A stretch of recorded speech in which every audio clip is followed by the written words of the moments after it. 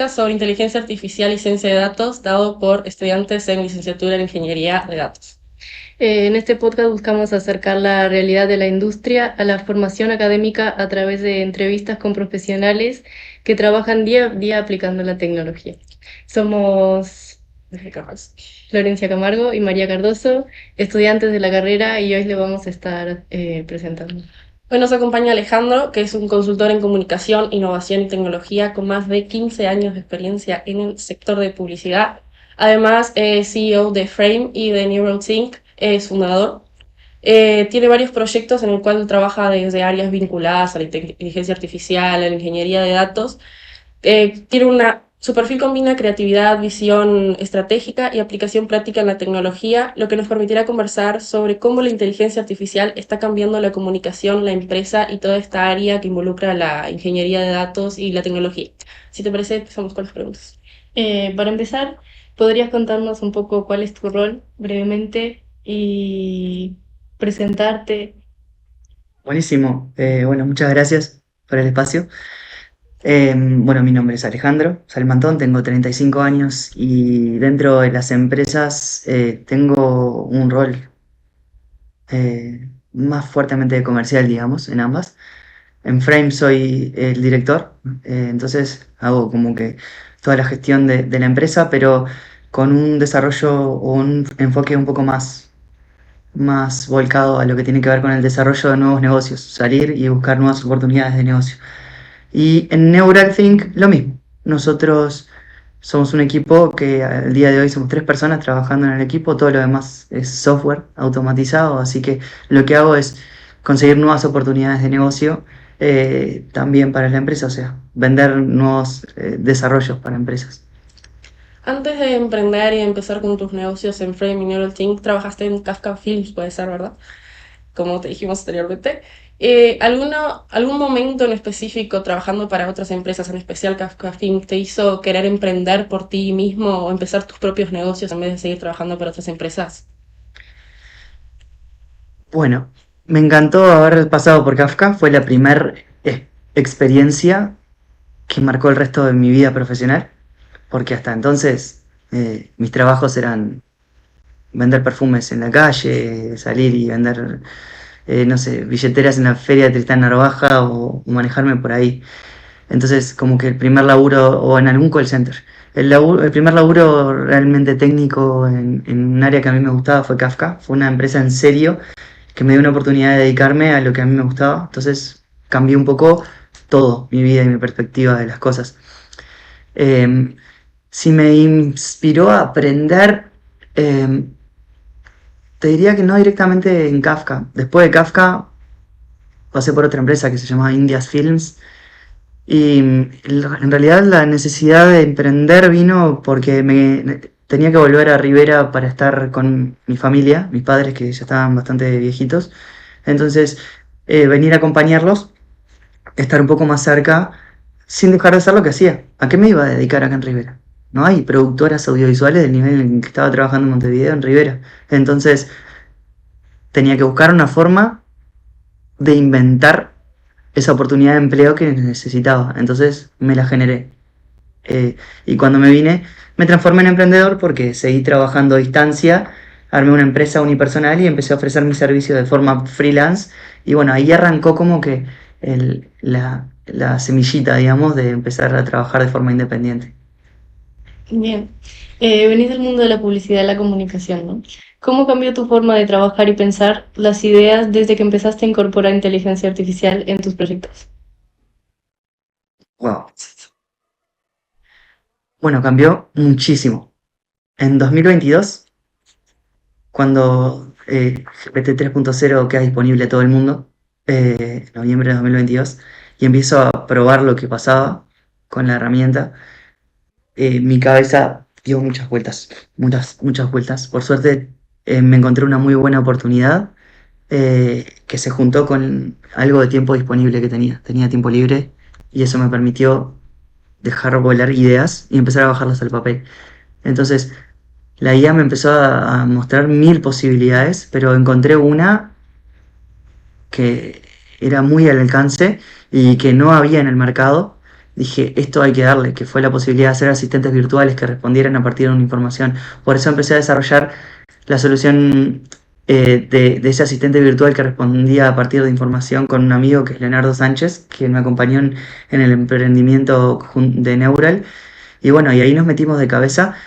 Cambió un poco el foco, porque yo estaba metido dentro de la empresa, de la agencia de comunicación, y con la llegada de la inteligencia artificial dije, esto no lo puedo dejar pasar, y tuvimos que cambiar de rubro y nos metimos en una startup, que no es lo mismo, no tiene nada que ver con una agencia de comunicación, pero la realidad es que implica muchos desafíos, así que le metí con todo ahí y fue increíble. Muy bueno la posibilidad de empezar a desarrollar. Aprendí muchísimo en esos primeros 3 años de emprendimiento de Neural, muchísimo. Es lo que más me ha hecho aprender, creo, en la vida en los últimos 15 años. Entonces, me encantó la inteligencia artificial, cómo potenció aún más todas las posibilidades de aprender cosas nuevas. Y bueno, y desde que hace 1 año y medio, más o menos 1 año, retomé la dirección de Frame, porque la antigua directora renunció a la empresa, entonces necesitaba gestionar la empresa nuevamente, así que volví adentro de Frame a empezar a hacer algunos cambios, porque se venía manejando como una empresa un tanto tradicional hasta ese momento, y dije, bueno, ahora cómo hago que todo lo que aprendí de inteligencia artificial lo pueda volcar adentro de la empresa.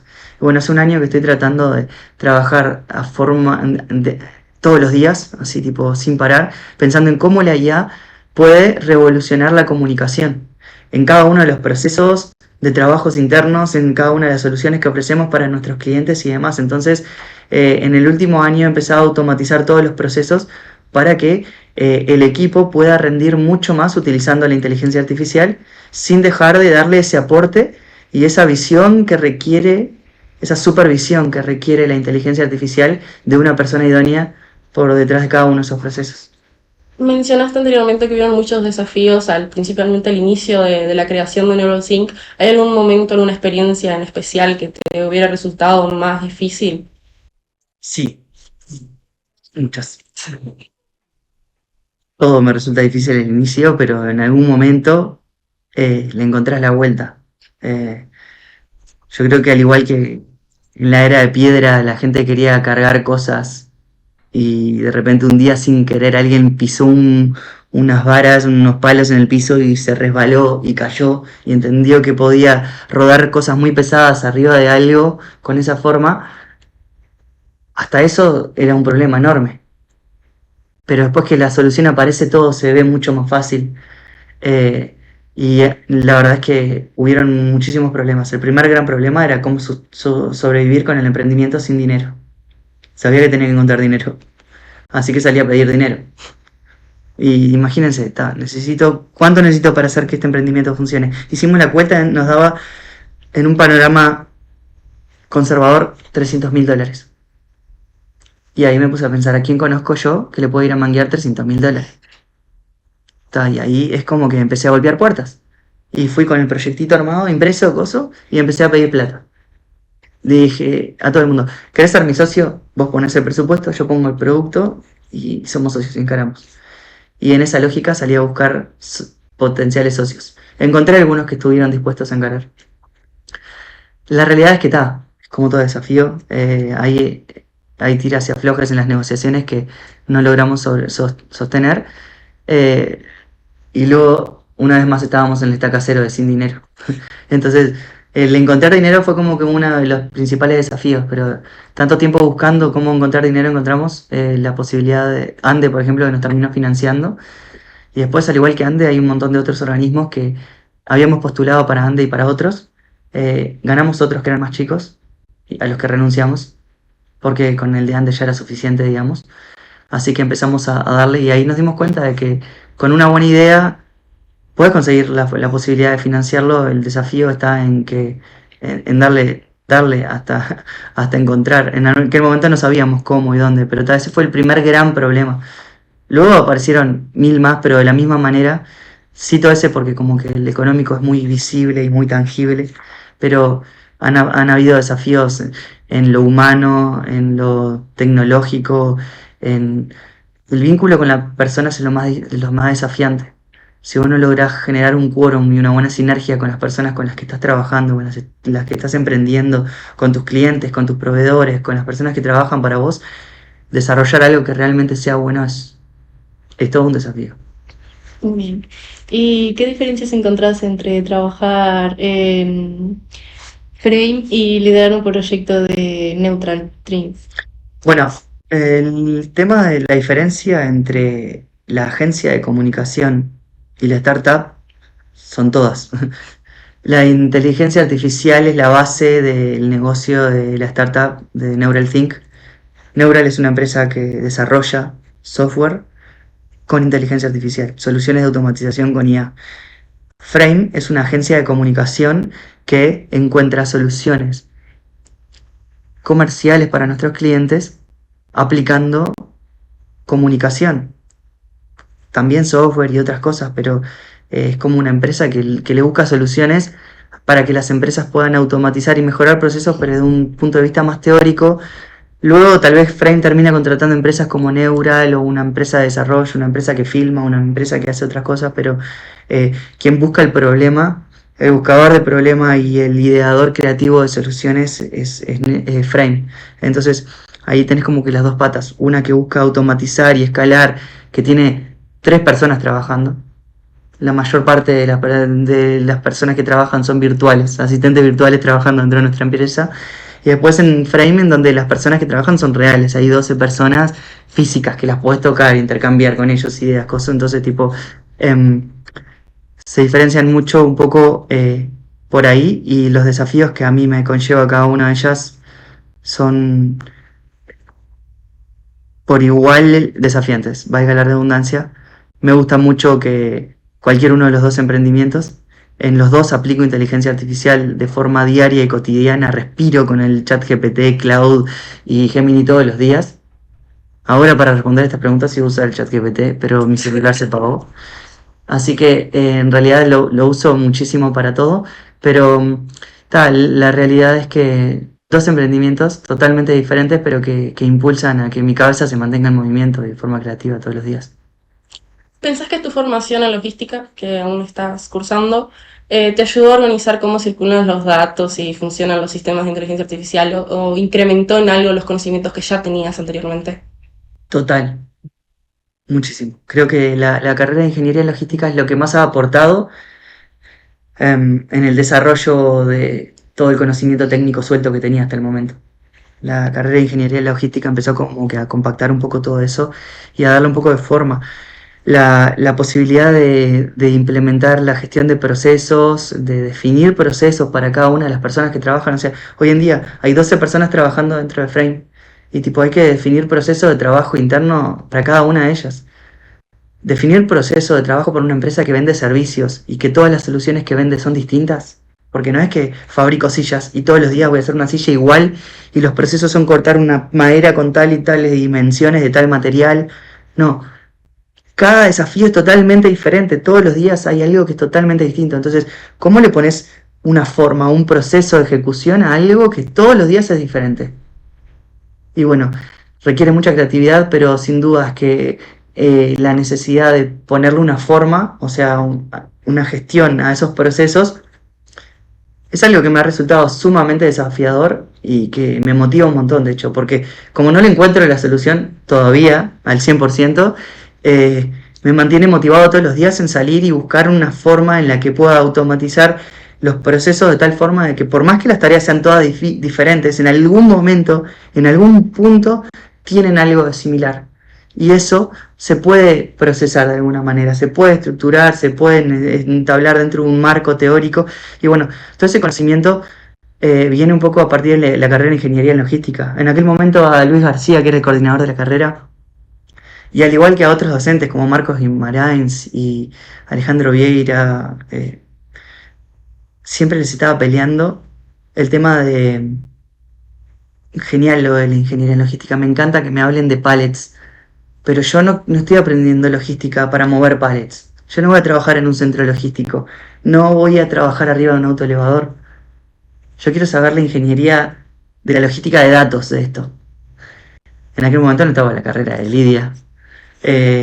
Pero la pregunta que yo me hacía es, y les planteaba, o sea, venía a pelear a los docentes para que se pensaran una forma en la que ya había una necesidad de estudiantes real, porque yo era un estudiante y tenía una necesidad real de cómo la logística se aplicaba no solo adentro de un centro logístico, sino que también dentro de otro tipo de empresas, con otros formatos, con otras estructuras, que no necesitaban necesariamente almacenar pallets, pero sí almacenar toneladas de datos en carpetas. Y de forma ordenada, igualmente accesible, con software de gestión de información y demás. Bueno, pero eso en aquel momento no estaba muy resuelto, pero me encantaba venir a aprender y pensarlo desde una forma distinta y estar haciendo la analogía de forma constante entre, mientras me estaban hablando de pallets, yo imaginarme, en vez de pallets, que lo que me estaban hablando eran de carpetas, con subcarpetas. Y cómo organizar carpetas con subcarpetas. Con familias, en vez de productos, si eran líquidos o si eran de alimentos o si eran de limpieza, ir pensando cómo eso se almacenaría si en realidad fueron productos audiovisuales o de audio o bases de datos, cómo se gestiona esa información. Entonces mi cabeza lo estaba pensando desde ese lado. Me ayudó, sí, muchísimo, y, y nada, como que le busqué la vuelta siempre para llevarlo hacia lo que a mí me servía.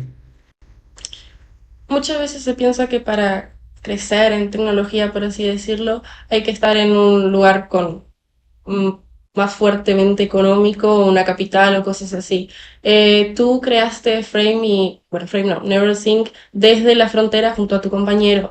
¿Crees que hubo alguna ventaja, algún aprendizaje que te brindó la frontera? Sí, total. Empezamos a vender principalmente a Brasil, desde acá. Nuestro foco era Brasil. Eh, en vez de concentrarnos en los 3 millones de porotos que somos de este lado, le dimos la espalda a los 3 millones. No le dimos la espalda. Agarramos el presupuesto que nos dieron estos 3 millones para empezar una idea y de acá salimos a venderle a otros 200 millones que hay del otro lado. Entonces, sí, el montevideano le tiene miedo a Brasil. No sabe hablar en portugués y sin embargo yo soy brasilero e te hablo perfeitamente em espanhol, ou a gente pode sair falando em português somente virando uma chave. E para a galera que mora lá em Montevideo, eles não têm tanta facilidade como a gente tem, porque temos um acesso a la cultura de dos países en un solo lugar, que eso no lo tienen las personas que viven allá. Nacemos y tenemos en la mano, en una bandeja servido, no solo el acceso a 2 idiomas desde la cuna, sino que el acceso a 2 culturas. Somos tanto brasileros como uruguayos los que vivimos en regiones de frontera. Y eso es un potencial brutal. Que la universidad esté colocada acá no es en vano. Estamos a 500 kilómetros de Montevideo, de Porto Alegre. Tiene muchísimas posibilidades estar acá. Entonces, sin dudas, creo que ha aportado muchísimo. Bien, con el avance de la inteligencia artificial, ¿qué cambios crees que vamos a ver a lo largo de los años dentro de las empresas y en formas de trabajar? Va a cambiar todo. Va a cambiar todo. Simplemente va a cambiar todo. La gente, tipo, no hay tarea que no se vaya a desarrollar desde mi punto de vista sin tener la inteligencia artificial de forma accesible. Van a haber dos tipos de formas de trabajar que se van a ir extinguiendo la segunda de a poco. El que utiliza la inteligencia artificial y el que no. Y el que no va a empezar a quedar afuera del sistema. En todas las áreas. No importa lo que hagas. Si vos sos un albañil y utilizás la inteligencia artificial para armar tu presupuesto y el que no la usa, ¿cuál va a quedar mejor? Hoy en día con inteligencia artificial y las ecuaciones del chat GPT le pedís por audio, che, armame un presupuesto para el armado de un muro de ladrillos de tanto por tanto, quiero que me digas cuántos materiales voy a necesitar de ladrillos, no sé, no calculé, pero calculá vos los ladrillos que la pared tiene 10 por 5 y calculá la arena, calculá todo el precio del material y demás, yo quiero ganar tanto y entregármelo en una imagen linda para mandarle al cliente. Te armo una imagen con un diseño perfecto, con el presupuesto armado, con la cantidad de ladrillos, un nivel de propuesta que te deja totalmente diferenciado respecto a la competencia. Entonces, desde los empleos más básicos hasta los más complejos, todo está cambiando y está mutando con la inteligencia artificial, así que no puedo darte un ejemplo concreto, pero creo que con este detalle, esta ilustración que hice del albañil, se aplica a todos los sectores del campo laboral. Bueno, Alejandro, muchísimas gracias por tu participación, por tu Gracias. tiempo y por contarnos tus experiencias. Creemos que esta charla es muy valiosa, no solo por hacia dónde va la tecnología, sino que para prepararnos mejor como estudiantes y futuros profesionales. Y a quienes nos están escuchando, muchas gracias por acompañarnos en este episodio. Nos encontramos en el próximo podcast del día.